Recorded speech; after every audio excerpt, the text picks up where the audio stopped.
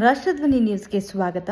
ಅಂಗಾಂಗ ದಾನಗಳ ಮೂಲಕ ಸಾವಿನಲ್ಲಿಯೂ ಸಾರ್ಥಕತೆ ಮೆರೆದ ಐಬಸಾಪುರ ದೀಪಕ್ ಕುಮಾರ್, ವಿಜಯಪುರ.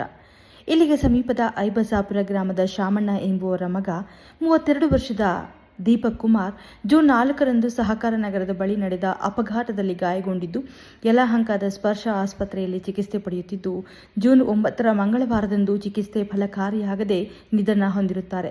ದೀಪಕ್ ಕುಮಾರ್ ಅವರಿಗೆ ಮದುವೆ ನಿಶ್ಚಯವಾಗಿದ್ದು 20 ದಿನಗಳಲ್ಲಿ ಮದುವೆ ಆಗಬೇಕಿದ್ದು, ಇಂತಹ ಸಂದರ್ಭದಲ್ಲಿ ಈತ ನಿಧನ ಹೊಂದಿದ್ದು ಕುಟುಂಬಸ್ಥರು ಶೋಕ ಸಾಗರದಲ್ಲಿ ಮುಳುಗಿದ್ದಾರೆ. ಮೃತ ದೀಪಕ್ ರವರ ಅಂಗಾಂಗಗಳನ್ನು ಆಸ್ಪತ್ರೆಗೆ ದಾನ ಮಾಡುವ ಮೂಲಕ ಅವರ ಕುಟುಂಬದವರು ಆತನ ಸಾವಿನಲ್ಲಿಯೂ ಸಾರ್ಥಕತೆಯನ್ನ ಮೆರೆದಿದ್ದಾರೆ. ಇವರ ಅಂತ್ಯ ಸಂಸ್ಕಾರವನ್ನು ಬುಧವಾರದಂದು ಸ್ವಗ್ರಾಮ ಐಬಸಾಪುರದಲ್ಲಿ ನೆರವೇರಿಸಲಾಯಿತು. ವರದಿ ಮಂಜುನಾಥ್, ಡಿಎಂ ದೇವನಹಳ್ಳಿ. ಕ್ಷಣ ಕ್ಷಣ ಸುದ್ದಿಗಾಗಿ ವೀಕ್ಷಿಸಿ ನಮ್ಮ ರಾಷ್ಟ್ರಧ್ವನಿ ನ್ಯೂಸ್ ಕನ್ನಡ.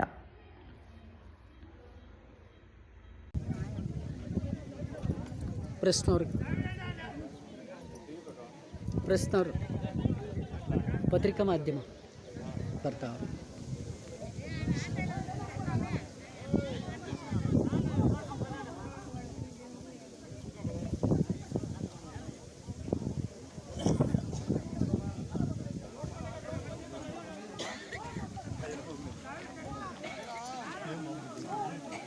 ಬರ್ತಾ ಇದ್ದಾರೆ. ಅಷ್ಟೊತ್ತಿಗೆ ದಫನ್ ಆಗಿಬಿಟ್ಟು ಮಾಡಿದ್ರು.